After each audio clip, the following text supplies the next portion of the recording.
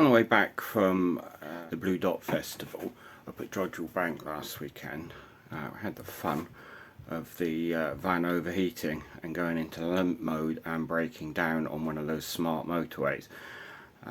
Fortunately, I managed to get myself in one of the lay-by things, so it wasn't as bad as it could be. I topped up the water. Within about 15 minutes we were overheating again. So I'm going to do a little video on the repair that I'm about to do. I believe the problem is caused by the EGR leaking between the exhaust and the water. So there's water basically being sucked straight into the engine.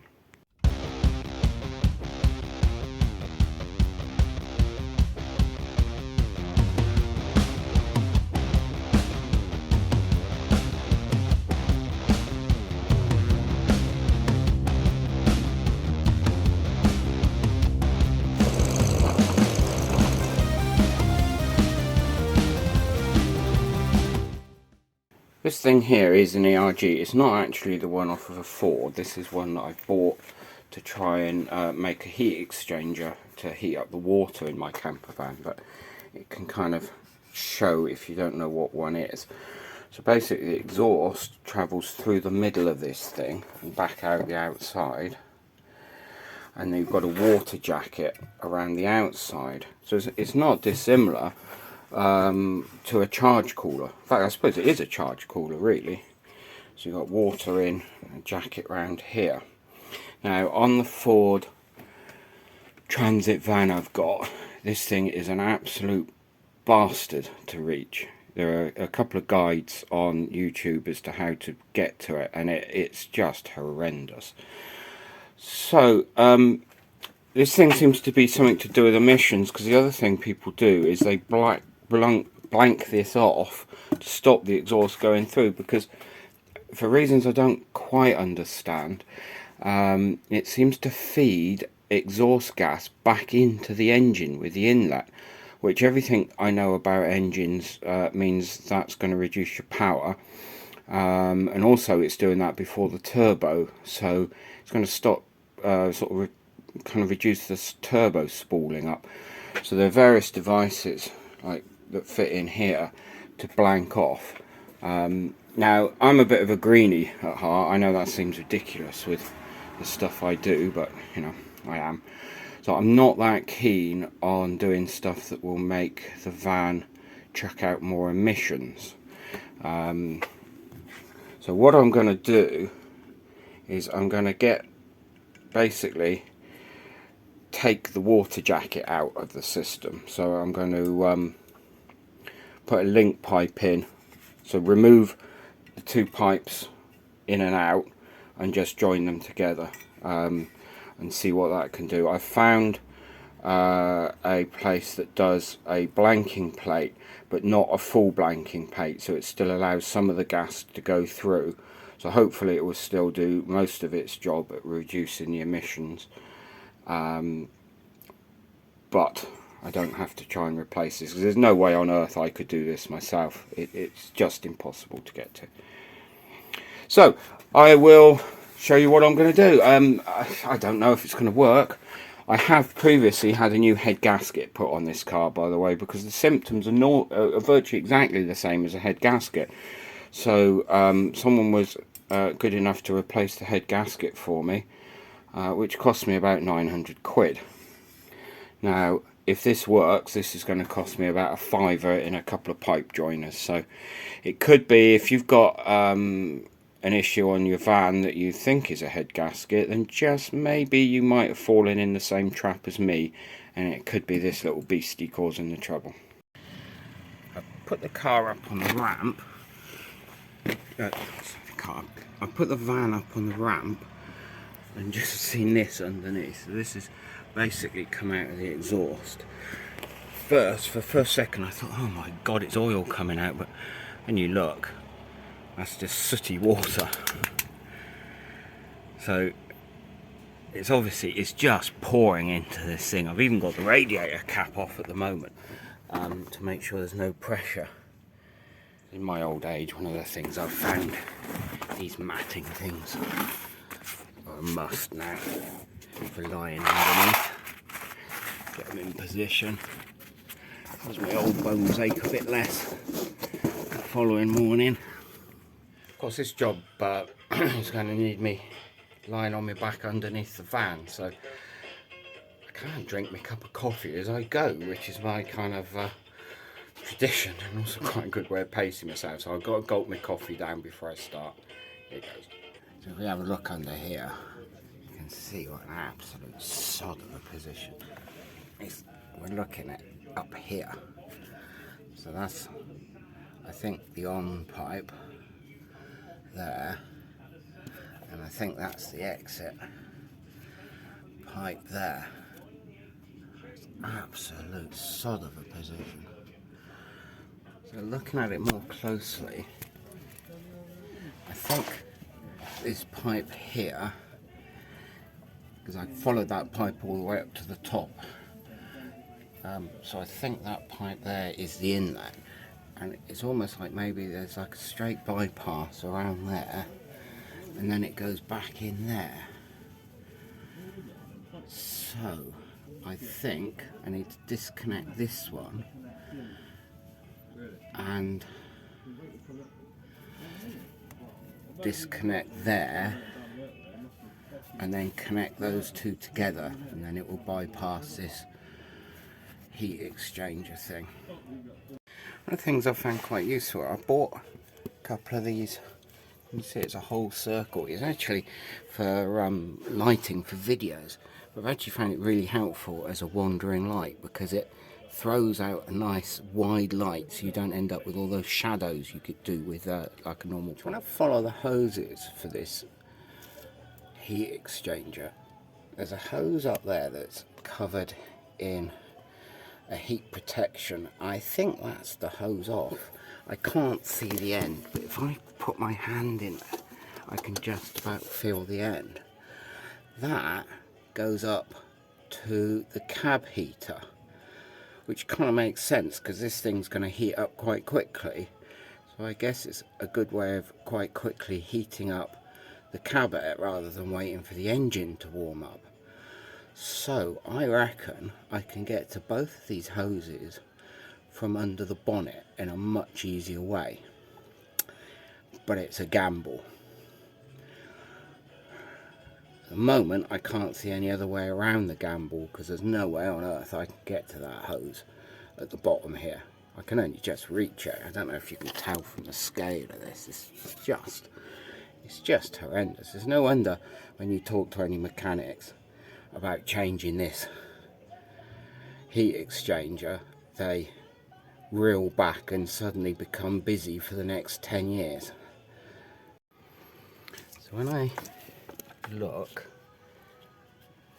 I can even see on here, so I'm an absolute bastard.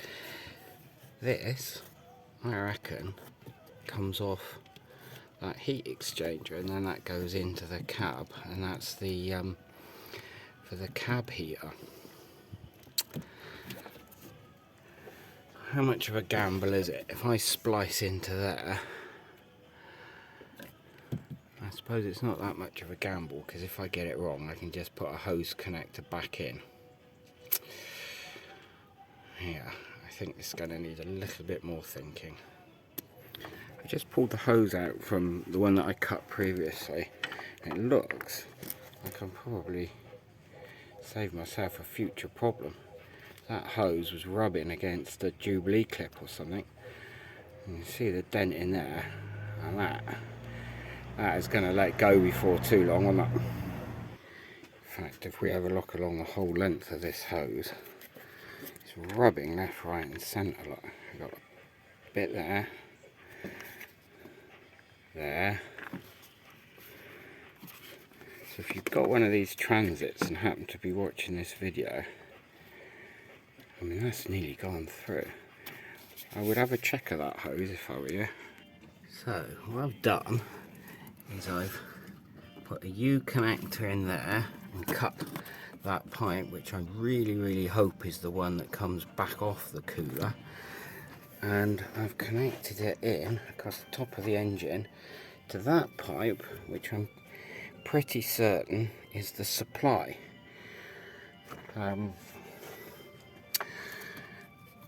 Clear pipe for the sole reason it's the only pipe I had in the garage that was long enough. I'm pretty sure that's a big fuel pipe. I can't find any numbers on it, so I think that'll be a temporary thing. I'll order up a proper bit of coolant pipe, because I'm not too sure if coolant in there is gonna bugger up the pipe. So I think what I'll do is I'll just refill with water rather than putting any antifreeze in, and see how that goes. So let's see what happens.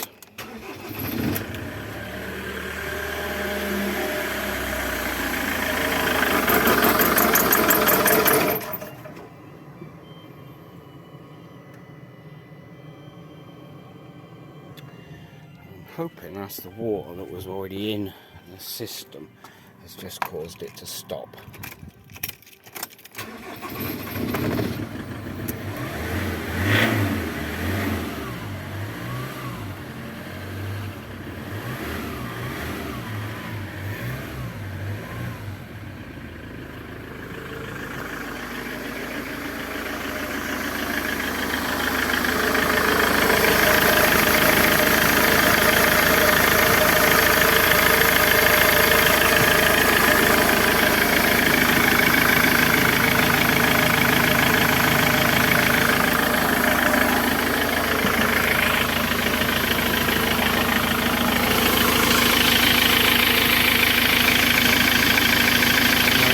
Pouring out the bottom, still got water coming out.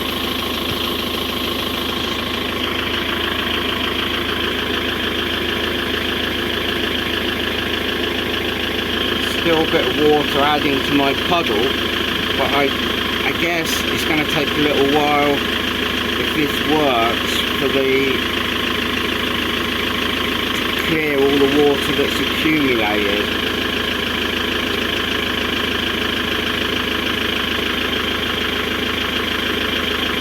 See why I was running out of water so quickly on the motorway when even ticking over.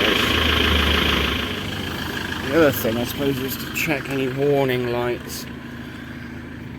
Well, we're not any warning lights I wouldn't expect. Obviously I'd expect it to tell me the door's open and the handbrake's on.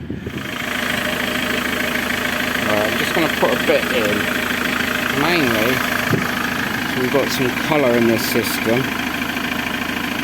So I can see if it's going through that clear pipe.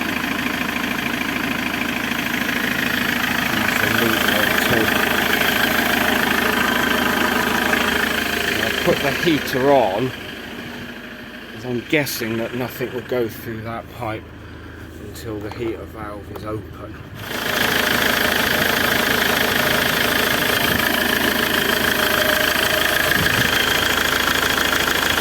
Open ends of pipe, I've certainly not got anything clearing out of that open end.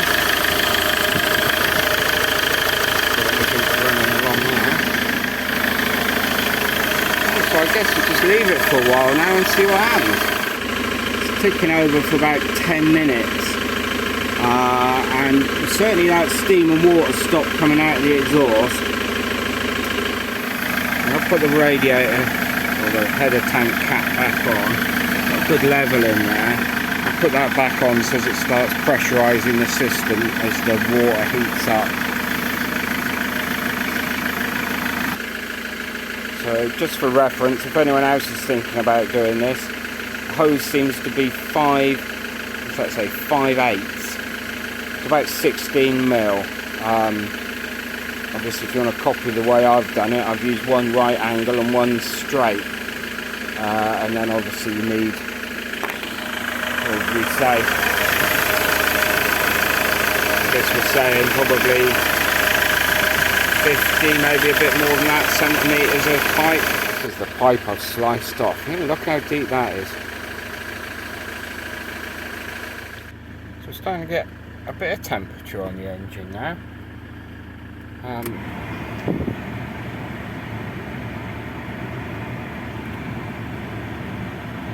sure that's hot coming in through the fan. The engine temp's actually dropped back down a bit now, which is a pretty sound indication that there's a lot of air and airlocks and stuff in the system. So I think it's probably a good time to put the kettle on and have a cup of coffee, switch the engine off, let it all cool down, because we're not got any leaks, which is the most important thing, and let it all settle down. Sometimes, you know, as it cools, it sort of sucks air into the right, sucks water into the right places. I'll also have a quick Google just to see if sometimes on systems there's like a little bleed valve you can undo. There's normally at the top of the coolant system somewhere that kind of lets any of the air out so as it all bleeds through. So I'm letting that all cool down out there. Seems as good a time as any to get the posh coffee going.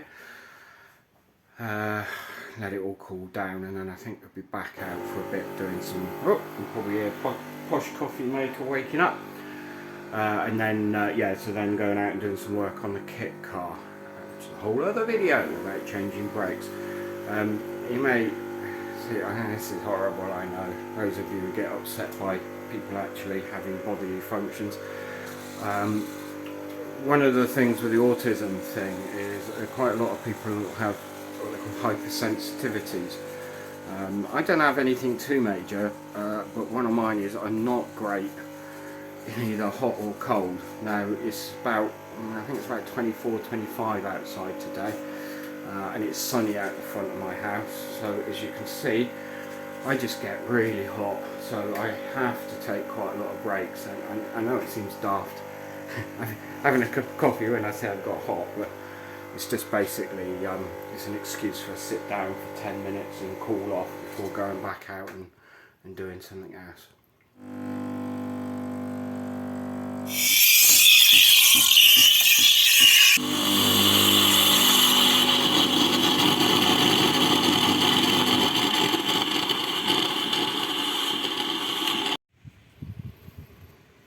So I've secured this bypass hose as best I can so it's not rubbing on anything. Also moved a couple of other hoses I found that were rubbing on stuff. I don't know if it's Ford's way of keeping the maintenance and schedules up on theirs. Anyway, I'm going to take it out for a run, so keep your fingers crossed that I'm not going to be stranded. I'm going to go down some A roads. I'm not going to go near the smart motorway. Breaking down once on a smart motorway is probably enough of an experience for a lifetime of that. From about a 30-mile test drive, and all seems well. We've not lost any liquid from here. We haven't left a trail across the road, and the heater's working. The only thing I did notice is there is a slightly sort of more woolly feel on small throttle, which I assume I had on the phone. You can do an OBD monitor thing, so I could see when this valve was opening and shutting, and on small throttle it's letting all the gas through, so I assume it's letting hotter air into the cylinders. So I will have a go at fitting that blanking thing at some point soon to see if that helps that a bit. But at the moment I think it's been fairly successful, and doing it like that is a bloody sight easier than trying to fit a new one or doing it underneath.